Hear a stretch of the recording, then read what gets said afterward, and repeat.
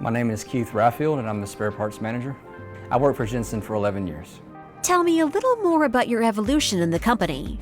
So I actually started working out in the factory as a production tech and moved in various positions. And so I actually worked about 5 different positions.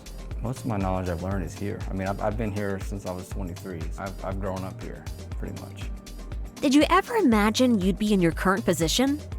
I never imagined I'd be in the position that I'm in today. You know, it just happened over time as I've grown in the company.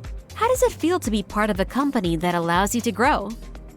It feels good to be a part of a company, that appreciates their employees.